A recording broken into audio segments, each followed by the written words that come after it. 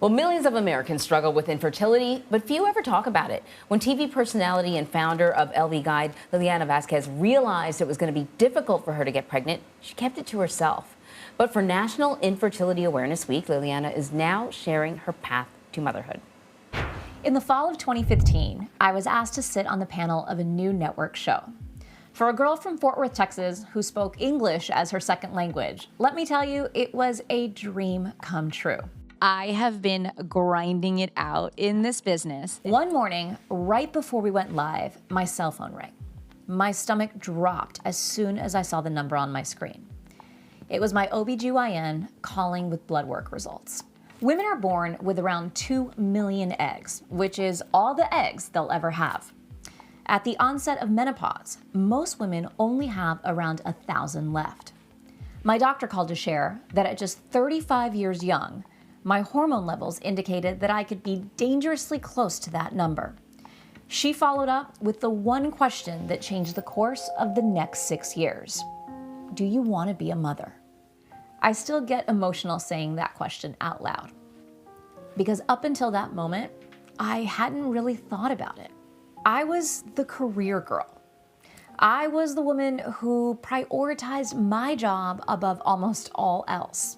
Now, here I was, broken on a bathroom floor, crying over something I never realized I wanted so badly. When I finally composed myself, I answered her question with a resounding yes. But my journey to motherhood would not come easily. Infertility had taken agency over my body. I was ashamed, embarrassed, and I didn't want anyone to know. So I made a decision to keep my diagnosis as private as possible. Over the next few years, I saw every specialist I could find. Hundreds of needles filled containers in my kitchen cabinets. I cannot wait until all of this is finally over. Each one was a testament to the battle I was fighting, tiny swords I wielded each day in my war on infertility. Months turned to years, and before I knew it, we had lost 7 embryos. Back at it again. I started to lose track of all of the appointments, the ultrasounds, the blood draws. I started to lose track of myself. When you're battling infertility, a bad day feels unbearable. A good day still feels hopeless. Each failed cycle made me question myself. Was I woman enough, good enough, or even committed enough to get pregnant? Could we be happy if life were just the two of us? Was I enough?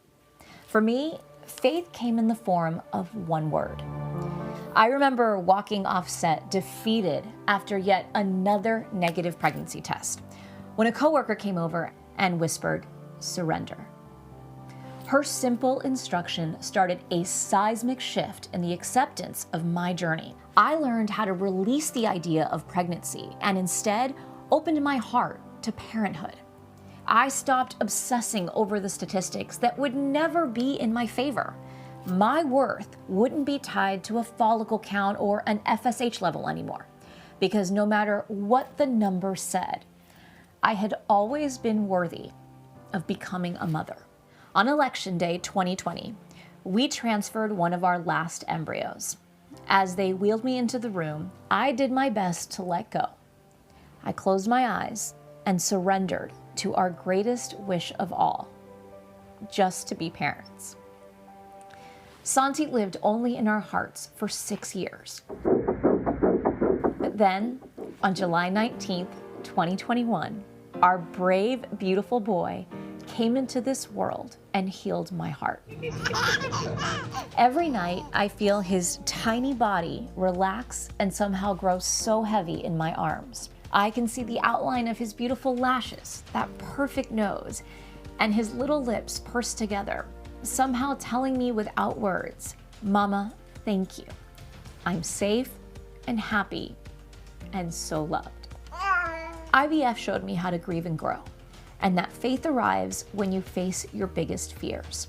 I learned there's freedom in forgiveness, and above all, boundless strength in vulnerability.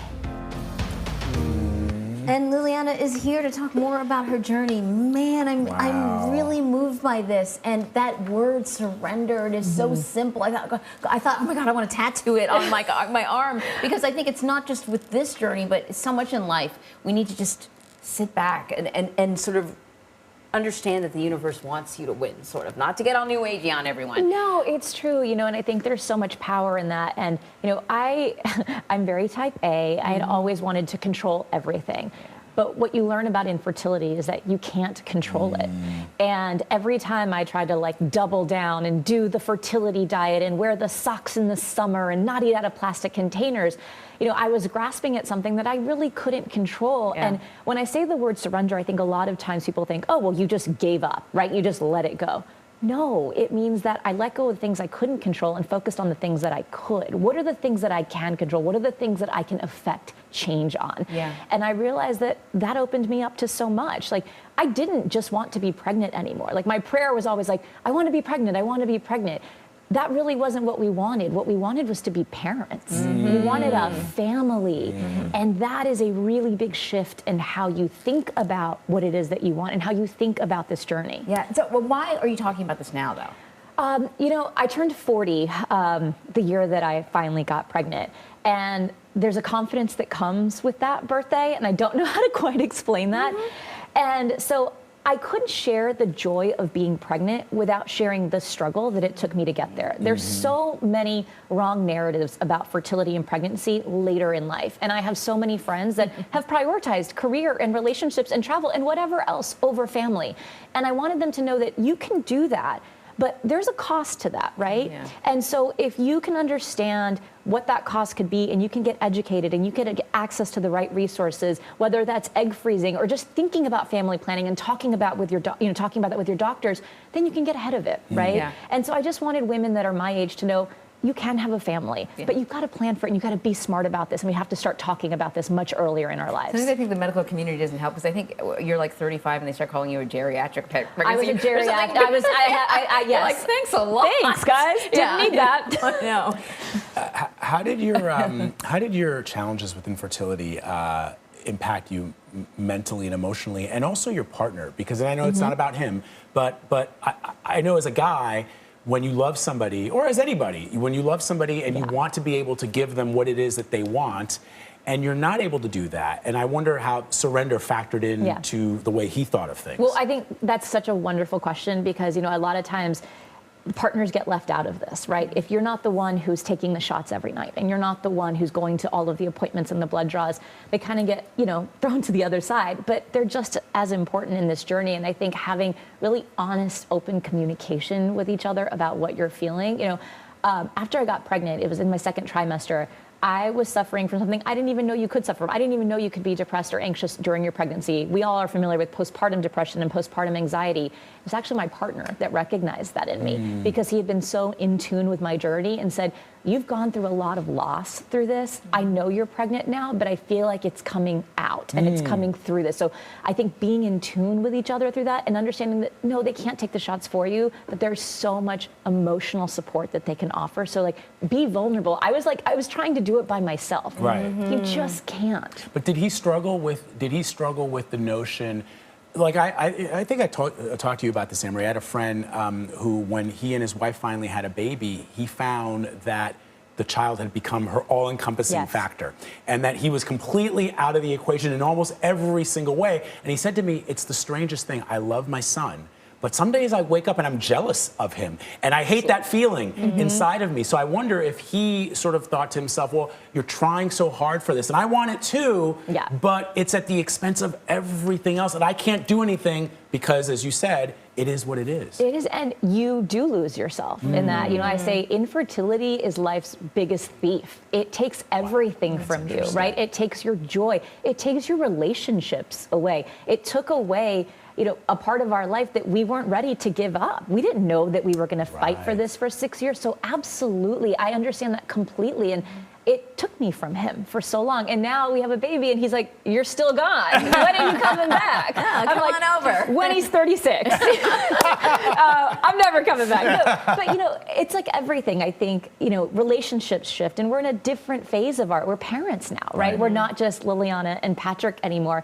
And when I look back and think about why it took so long and I try to find comfort in that journey, I do think that it did prepare us to be parents in a way that we could have never prepared for on our own. And so that's one of the things that I do think about when it's like gratitude, like what can you be thankful for in this? And besides just my son, it's that it prepared us for a very different phase of life in a way that we couldn't have gotten to on our own. I know we have to wrap this up, Lilliana, but I just have really an important question.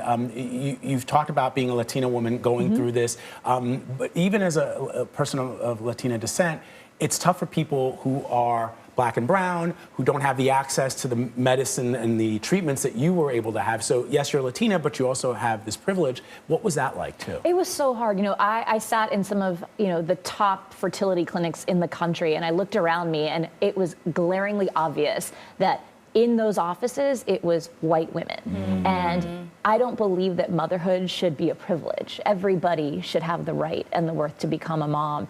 And we're missing critical access and education in communities of color, for sure in the Latinx community, but in all communities of color. And women of color are not seeking help early enough. They're not seeking help from their doctors, and we really need to change that because, like I said, it shouldn't be based on access to insurance or having the right health benefits. It really should be that every woman who wants to be a mom or every couple that wants children should be able to have access to that. Love it. Lilliana, congratulations to you. Thank you. What's his name? Santiago Merrick McGrath. Big name for a big boy. I love it. Love it. Well, he's Congratulations adorable. to both of you. Thank you, guys. Thank you for being with us.